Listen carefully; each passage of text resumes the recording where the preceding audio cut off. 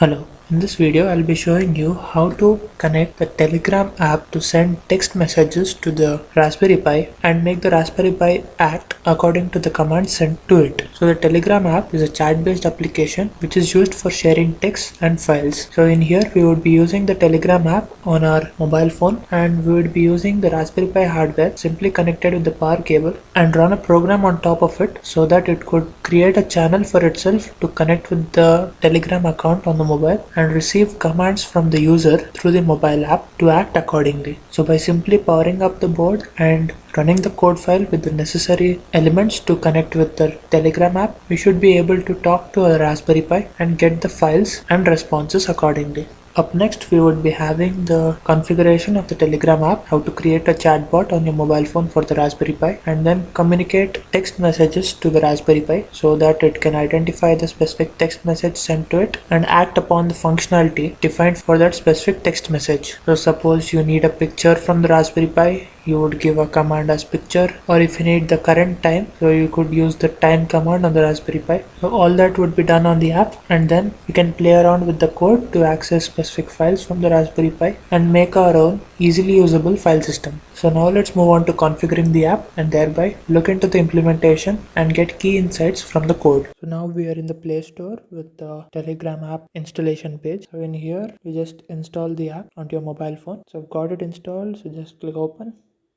You see here it will ask you for a mobile verification, and once it's done you could get all your channels and chat synced to your mobile. So in here you'll need to search for this one, the bot father one.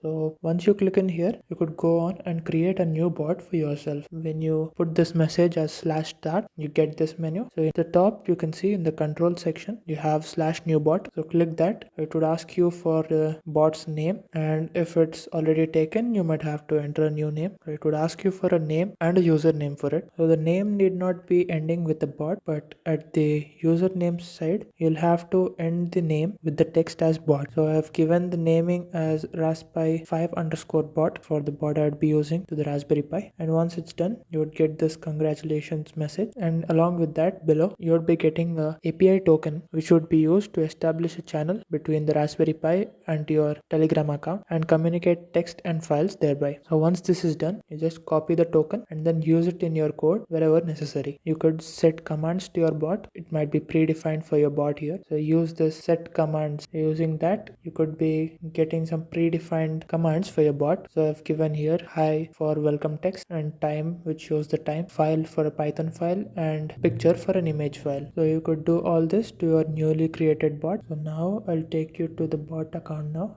So here we are. This is the Raspberry bot which I had created now. So click start. Then when you click / you get these predefined commands in here now. So whenever the program is running, you could just put a / in the input and you would get all the predefined commands for your bot. So now let's get on with the implementation, sending text and files from the Raspberry Pi to the mobile, and the mobile being the instructor here would be sending commands to access the entities in the Raspberry Pi. So now that we are ready with the Raspberry Pi terminal and the bot configured on the mobile, so we'll start off with our implementation now. On the terminal, you'll have to enter this small line of command that is for installing the teleport module. Teleport library would be required for establishing the channel between the Telegram account and the Raspberry Pi and sharing the files accordingly. We install this. So as I've already got it installed, it says the version already exists, so requirement already satisfied. So I can go on to run the program. So I've entered the in which I've placed the code file. So I just run the code now.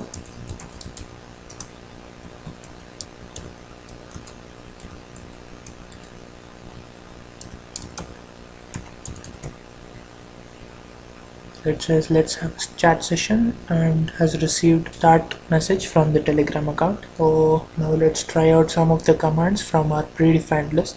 So I just type in / here, so I see the menu to choose from. So let me check the hi. There you go. For this particular string which I sent through the mobile, there would be a predefined line of command in the code. So that line of code would be appearing in here on the Telegram account. So I received the text, says hi Parimal, welcome to Learn Electronics. Let's try out the other command and let's see the time. So it says 5:13 for IST. Let me see the other commands now. File, there you go. I've given the path for this particular file, so it gets me the file onto the Telegram account.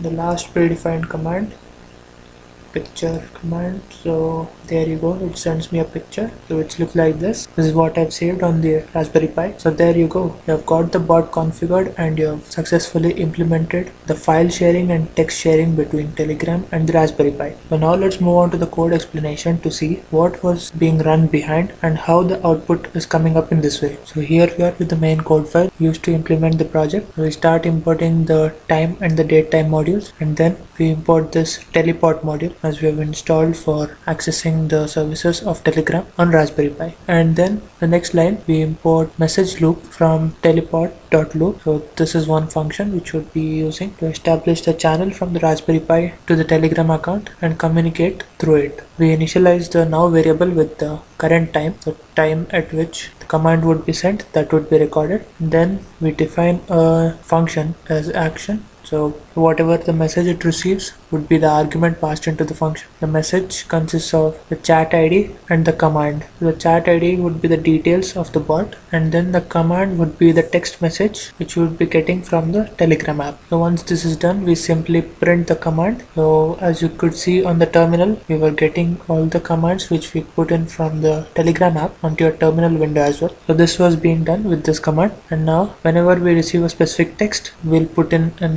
if conditions here. In the if condition, we use the command variable to be equal to /hi. So when we get a command like this, the operation should be this thing which is happening here. So the Telegram bot dot send message. So this is the function in the teleport module. So we'll be using it to send a message with the specific chat ID, that is the bot's details, and then the string in here. So this is what I've given. Whenever you say hi, this is the string which needs to print in at the Telegram chatbot side. So once this is done, so the next we have elif condition here. At this time we see the time. So if you are getting a command saying that /time, that means they need the current time right now. We'll be sending a message, the same details of the chatbot, and then we apply this string now. So string hours separated by a colon and string now.minutes. So we'll be displaying the hours and the minutes. Similarly, we would be using this command to share a file now. Whenever you're going to share a document, so you use this function here. There's the send document in the teleport module. Under send document, the arguments would be the chat ID and the path of the document. So the document variable would be having this line of code here open with the path in between the apostrophe marks. So in this way you could be sending a file onto the Telegram chatbot side. So this was the file which I was getting on the output, fire_sms.py. So you could do that with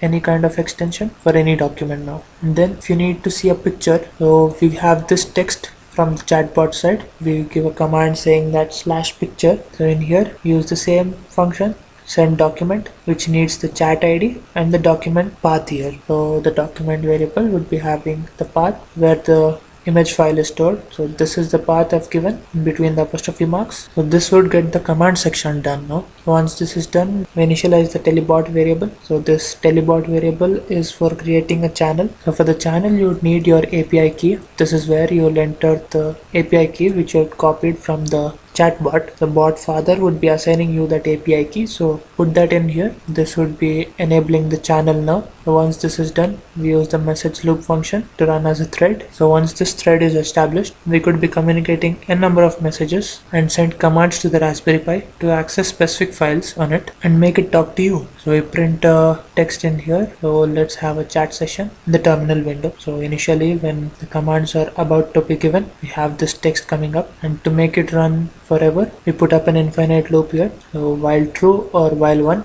so we give a sleep time as 10 seconds here. So this was all about the code and the communication elements. So all these elements together would successfully build a chatbot for the Raspberry Pi. So now you could play around with the code and make the Raspberry Pi do what you want it to. To get the code for this project, please to check out the blog link given in the description below. Thank you.